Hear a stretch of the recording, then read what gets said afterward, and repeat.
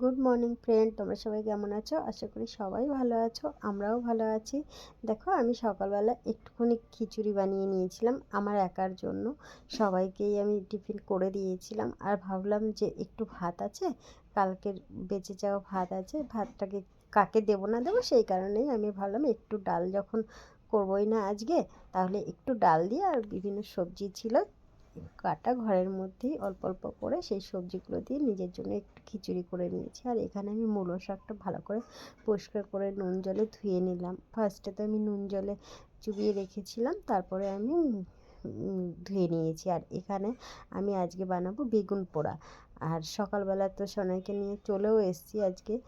আজকে এমনি স্কুলে যাইনি, এমনি একটু কাজে বেরিয়েছিলাম সকালবেলা, সেই কারণেই এসেই রান্নাটা বসিয়ে নিয়েছি ঝটপট করে। আর এখানে চালটাকে আগে থেকে ভিজিয়ে রাখলে ভাতটা, না যে কোনো ভাত খুব সুন্দর হয়, কিন্তু আমি ভিজিয়ে রাখিনি।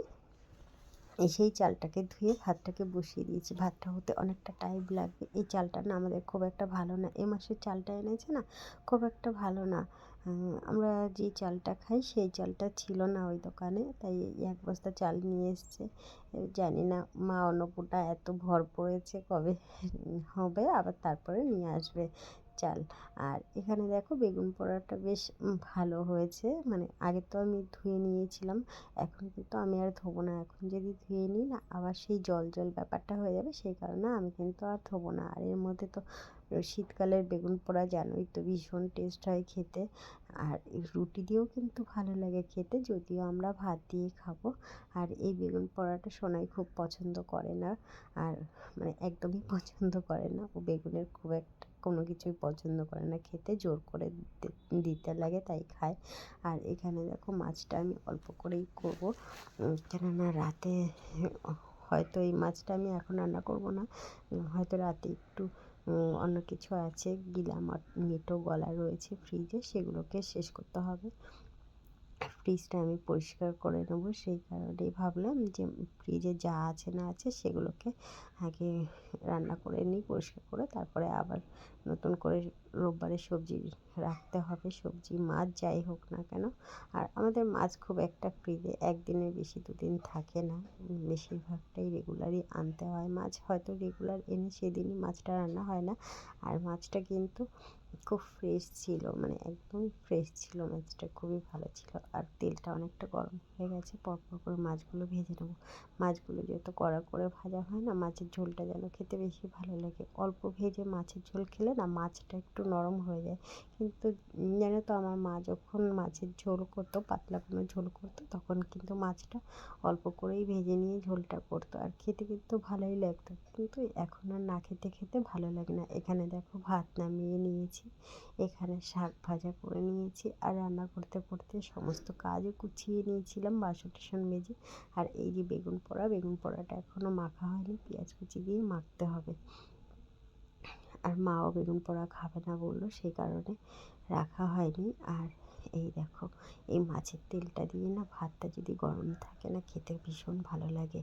মাছের তেল দিয়ে, যে কোনো মাছের তেল দিয়েই তোমরা খেয়ে দেখো, শুধুই যে আমরা খাই ইলিশ মাছের তেল দিয়ে সেটা কিন্তু নয়, সর্ষের তেলটা একটু বেশি করে দিয়ে যদি খাওয়া হয় না ভালো লাগে।